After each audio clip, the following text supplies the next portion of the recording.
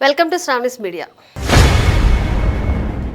ఏపీలో 2 metro rail ప్రాజెక్టుల DPR ఆమోదానికి కేంద్రంతో మరోసారి సంప్రదింపులు జరపాలని ప్రభుత్వం భావిస్తోంది. జూన్ నాటికి క్లియరెన్స్ సాధించి పనులు ప్రారంభించాలని కూటమి సర్కార్ యోచనలో ఉంది.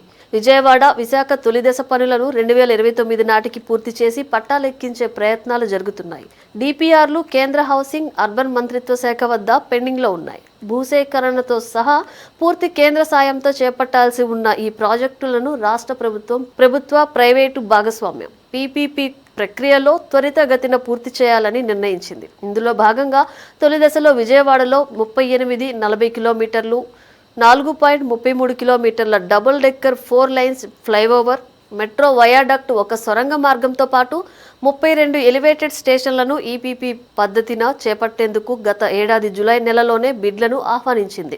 అయితే కేంద్ర మంత్రిత్వ శాఖ ఫీజిబిలిటీ రిపోర్టుకు సంబంధించి కొర్రీలు వేసింది. వీటికి రాష్ట్ర ప్రభుత్వం సవరణ జరుపుతూ పూర్తి స్థాయి డీటెయిల్డ్ ప్రాజెక్టు రిపోర్టును తిరిగి కేంద్రానికి పంపింది. కేంద్రం గ్రీన్ సిగ్నల్ ఇచ్చిన వెంటనే పనులు ప్రారంభించేందుకు సిద్ధంగా ఉంది.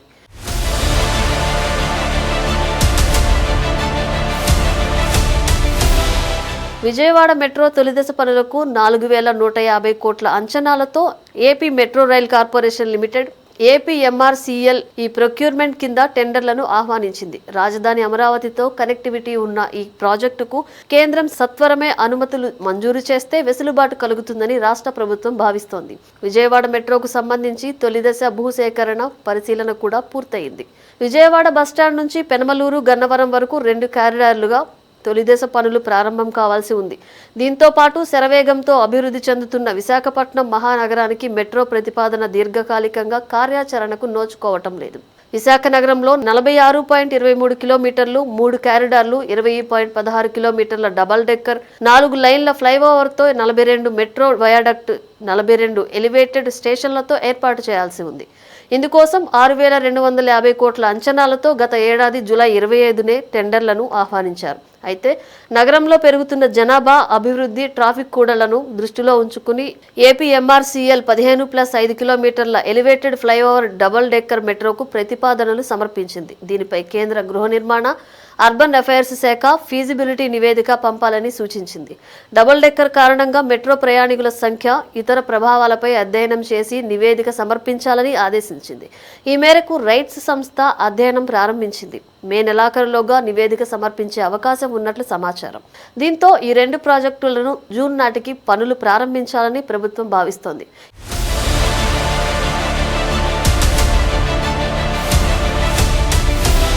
ఇప్పటికే ట్రయల్ రన్ జరుగుతున్న నేపథ్యంలో విశాఖ మెట్రో ప్రాజెక్టును భోగాపురం వరకు 2వ దశలో పొడిగించే యోచనలో ప్రభుత్వం ఉన్నట్లు తెలుస్తోంది.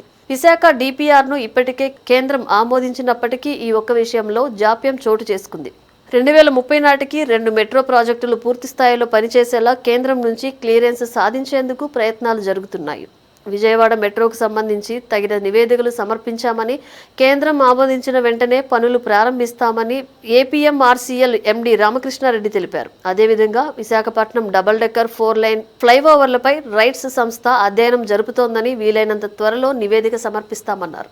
తొలి, మలి దశలో చేపట్టాల్సిన పనులకు సంబంధించి 2 డిపిఆర్లను 22,000 కోట్ల పైచిలుకు అంచనాలతో మెట్రో రైల్ కార్పొరేషన్ కేంద్రానికి ప్రతిపాదనలు సమర్పించింది.